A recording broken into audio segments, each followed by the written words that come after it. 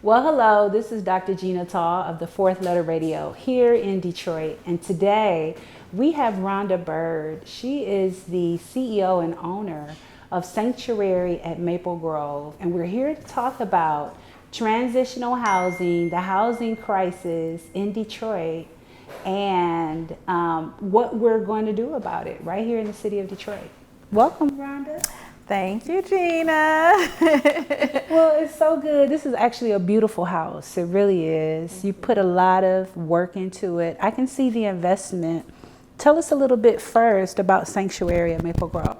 Well, the Sanctuary at Maple Grove is a vision manifested. I spent the last four and a half years in Florida, and while there had the nudging to come back home.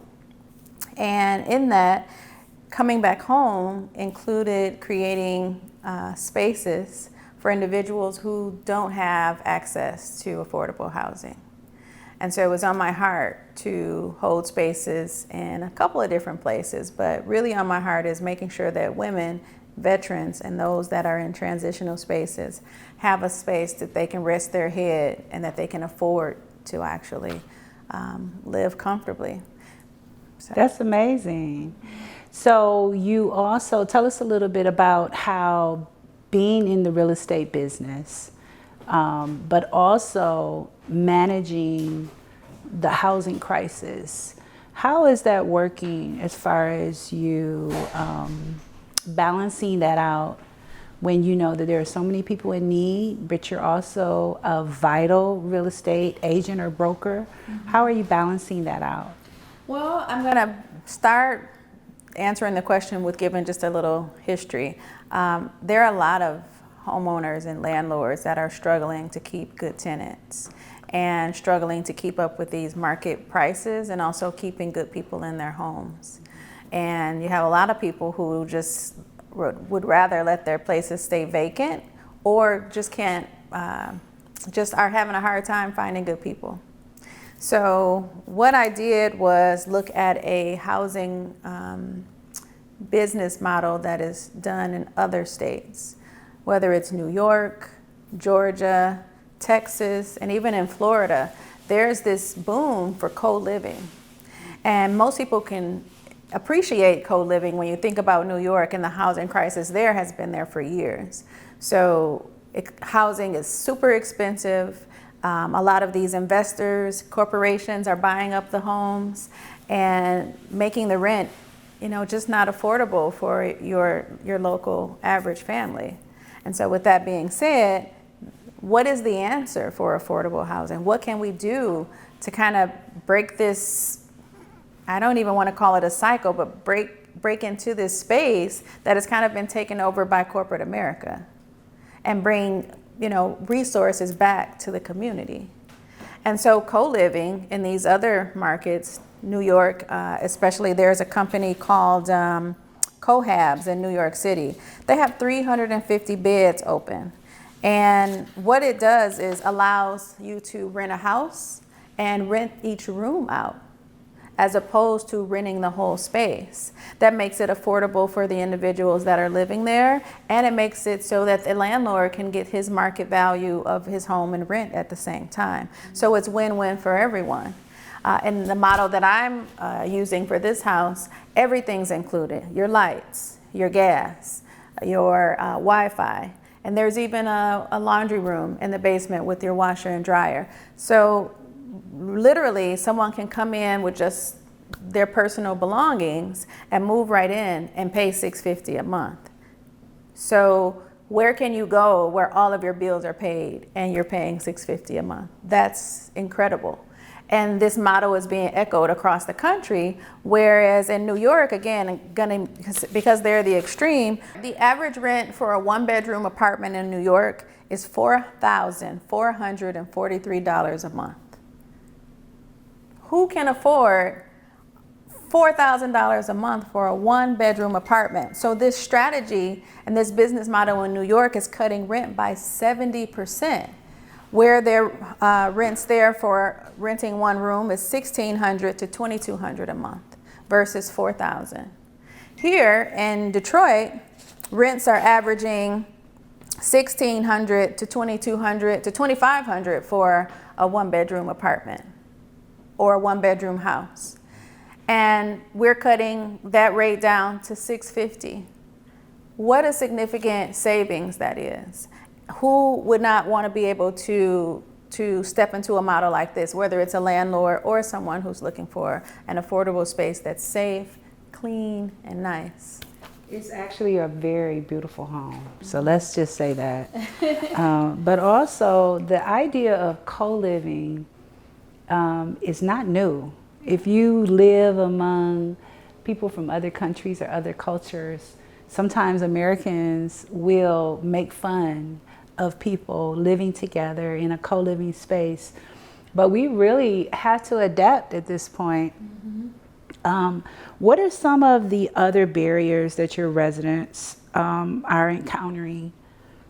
Well, outside of not being able to afford housing, the DTE goes up on our lights every year. So even their utilities, even if they can afford a space, they find themselves not being able to afford the utilities to be able to hold the whole package together. With the overall rise in the cost of living since 2020, food costs more.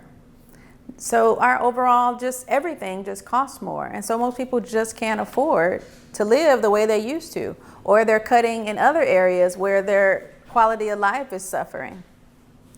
So Detroit is changing. It is. It's changing. There aren't any rent freezes that we know of. And so co-living is definitely going to be on some people's radar, particularly if you don't have children, if you're not married, and you're moving into this new area. You want to have a really safe space like this.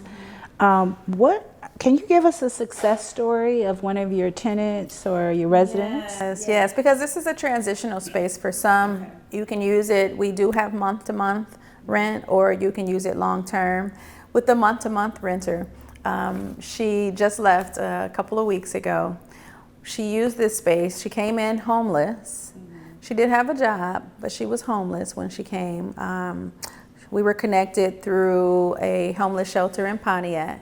She wanted to live in Detroit. She wanted to come back where she was familiar. So in this space, what she did was stayed here for a short amount of time and then found a job. She's a caregiver. So she was looking for caregiving jobs, and she wanted to be a living caregiver. So she found one here in the city, and after living here and having a place to rest her head outside of a shelter, she was able to, follow through with her dreams. And that's really my mission, is to help the next person follow their dreams and follow their heart. That's a beautiful story. Yeah, to be able to help her to, just be a bridge in that gap from one space in her life to the next. It sounds like it's a lot more realistic for the amount of money that people are making as far as minimum wage.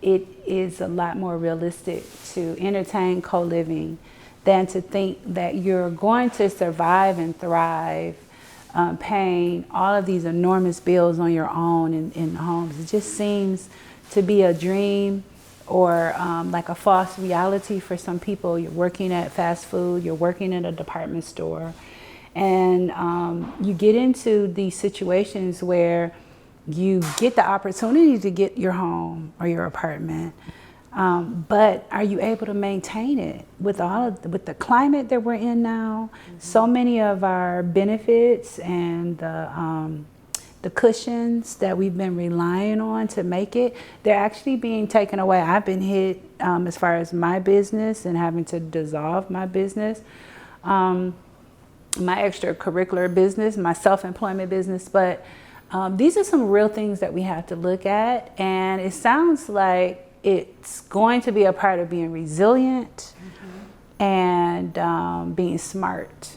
Absolutely. And not worrying about stigma of I'm supposed to be able to make it, and I'm particularly for women.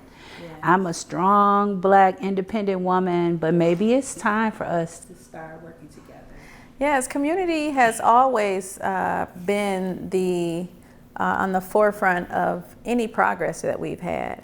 Let's think about in the 60s when we couldn't ride buses, when we couldn't ride in the front of the buses. Coming together is what broke those chains.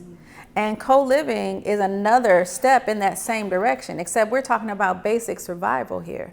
We're talking about housing, where we lay our head every night. And if you can't afford to have a place to rest your head, what does that do to your emotional, your mental health, your spiritual health? So everything is affected if you don't have the basic foundation for survival. Absolutely. So I think community, us coming together, is going to be what saves us as these governmental changes begin to show themselves in our community. Because even I had to pivot, because I originally was looking to just house female veterans, and I was a part of the medical foster program that's done through the VA. And how has that been affected by the political climate? They don't have funding. Oh my goodness. So I too pivoted and looked at the other sectors of our community as opposed to only looking at veterans. Who else could use this space? Who else could benefit from having a home that they are safe in, that's close to downtown, that's close to everything, close to the queue line, and restaurants and grocery stores are right down the street. It's kind of a perfect area. Midtown is growing, Detroit is growing, and we have to maintain our community, and the only way to do that is by coming together. Well, you certainly have created a space that is inviting. And for those people who are still entertaining the idea of co-living, it's going to be new for some. How can they find you? What would you like for them to do? Give you a call, an email? How are we reaching out? Well, we all know text messages and calls actually reach people. Okay. No one answers too much else nowadays. You can reach me by phone at 313-300-7032. You can check us out on the website at sanctuaryaatmaplegrove.com. And we both have the original structure you'll see on the front page, where it's more geared towards helping medical foster veterans. But on the secondary page, which was what this house was created for, you'll see the residential living services, which is the co-living. So. Well, I really commend you for actually taking a step forward and just not complaining about the housing crisis. But this sounds like a solution with Sanctuary at Maple Grove. Really sounds like you're providing solutions and you're investing in being loyal to your hometown. Absolutely. I came home to give back because Detroit's given to me. And through everything that I've been through, born here, graduate of Cass Tech, Wayne State, and then to go out into the world and see how other areas, how the cost of living is worse in other areas, how they had homeless people on the street in Tampa during this housing market crash. Well, I can't even call it a crash, whatever you want to call this, this balloon from these corporate entities buying up all the properties and charging so much for the rent. Even I was a victim of that. The place that I lived in when I first moved in was only $1,800 a month. And then when I moved out, they wanted to charge me $4,000 a month. That's why I moved out. So in Florida, even in Tampa, they were looking at New York as a standard and raising their rates to mimic these other, metropolitan areas. And unfortunately, that can happen here. So we need to get on this co-living bandwagon now, because they're building, but who are they building for? Look at the brand new condos on the river. How much are those? We can't afford those either, right? Well, it sounds like the housing crisis is here, but you're bringing some solutions. Absolutely. If you want to talk to Rhonda Byrd and have a consultation, reach out to sanctuaryaatmaplegrove.com. Yes. She also provided that telephone number. So we appreciate the work that you're doing here in Detroit, and thank you so much, Rhonda. Thank you for having me. Okay. All right, guys. Well, we had another great time at the Fourth Letter Radio. My name again is Dr. Jeana Tall. Sometimes I'm day trois as well. But we'll see you next time right here in the city of Detroit. Check it out.